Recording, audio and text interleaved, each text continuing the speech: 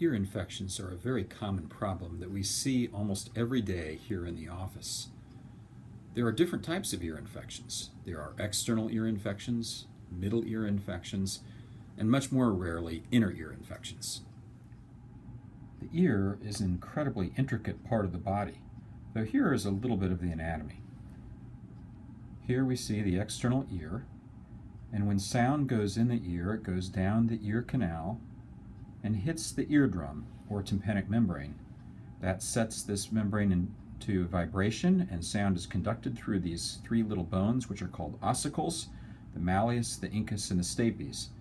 The sound then goes into the area of the inner ear, where it causes some fluid shifts in this thing that looks like a snail called the cochlea. The energy is transmitted into the nerve, the eighth nerve, which goes to the brain, and then we can perceive sound. Infections can occur in the outer portion of this ear canal, which is called the external ear, and this would be called otitis externa, or an external ear infection. Infections can often occur behind the eardrum, in the middle ear, and this would be called otitis media. This is the most common type of infection that we often see in small children. Inner ear infections in this area can occur, but are much less likely to occur and are rarely seen. External ear infections occur from moisture getting trapped in the ear canal, or can even occur from Q-tip use, where there's gentle abrasion to the thin skin of this area. Middle ear infections frequently occur because this eustachian tube that goes to the back of the nasal area is not fully developed. Air cannot exchange properly. Often a vacuum can become developed in this middle ear. Fluid will seep in from the surrounding tissue and then get infected, causing a middle ear infection.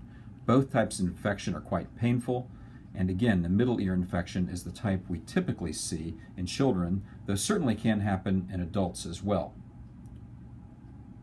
Risk factors for this middle ear infection or otitis media are smoking or exposure to smoke, though also just anatomical changes, things that issues that we're born with, a narrow eustachian tube. Unfortunately, that can't easily be changed. When children have otitis media, they develop acute ear pain, can often be irritable and fussy, and can have a hard time hearing. Thankfully, with growth, most of the time the eustachian tube will develop further, and we outgrow this tendency toward recurrent ear infections. Treatment of external ear infections generally consists of cleaning of the ear and then the use of various types of ear drops. Middle ear infections, or otitis media, are typically treated with oral antibiotics, though sometimes the infections can be self-limited as well. If the infections become quite frequent, or they persist, or fluid persists in the middle ear, we start to look at the possibility of ear tubes. Ear tubes are quite small, and here we see a typical ear tube next to a pencil to give you an idea of their size. If you have a child getting ready for ear tubes, don't worry too much. It's often much harder on the parents than it is on the kids. You will arrive at the surgery center or hospital, usually in the morning, as we need about 6 hours of an empty stomach. One of the physicians, such as myself, will talk with you beforehand, as will an anesthesiologist. There's typically no need for IVs, and there's just a small mask that fits over the mouth and nose. And then the child will go to sleep for a very brief period. Often ear tubes only take 10 minutes or so to place. The mask is then taken off, and your child will head over to the recovery room, where you'll get together with them so they have a familiar face to look at. It won't be too long before you're headed home. The procedure is generally pretty painless, though sometimes kids are a bit cranky when they first wake up. You can eat normally right afterwards, and typically pain medication isn't needed, though you're welcome to take Advil or Tylenol if you think it'd be helpful. We treat lots of children and we'll try to make the environment as kid-friendly as we possibly can. If you're an adult having ear tubes, it won't be quite this much fun, as you will just have the procedure in the office. You can actually drive yourself back home and go back to work on the same day if you want. Ear tubes can last a variable amount of time, though an average is somewhere between 10 and 12 months. We will be watching your child and watching the ears every 6 months or so to make sure the tubes are functioning, and that they fall out as they are supposed to. Typically, you do not know the tubes are in, and there are really no very significant restrictions on activity. We let kids swim in pools and bathe normally.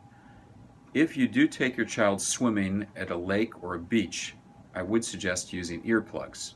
Though ear tubes are placed to help prevent infection, it is still possible to get an occasional infection with an ear tube in place. It's pretty easy to diagnose. Usually you can see drainage coming right out of the ear. It looks like mucus type material. If this happens, please call us. We will treat your child, or you, if you're the one with tubes, with ear drops. Typically, oral antibiotics are not used in this instance. As I said, ear tubes last a variable amount of time. Most ear tubes last about 10 to 12 months and fall out on their own. Occasionally, if a tube does not want to come out, we'll slip it out here in the office or occasionally under a brief anesthetic. Some tubes are made to last much longer, and your physician will discuss this with you prior to placement. Thankfully, risk of ear tubes is extremely low. Really, the main risk is that when the tube comes out, there's a small hole in the eardrum that needs to heal shut. That usually happens perfectly, though once in a great while that hole will not completely close and there can be a small perforation in the eardrum. It is important to have the ear examined after the tube comes out to make sure that healing has taken place appropriately. If a hole does occur, it can be repaired, though this is a separate procedure.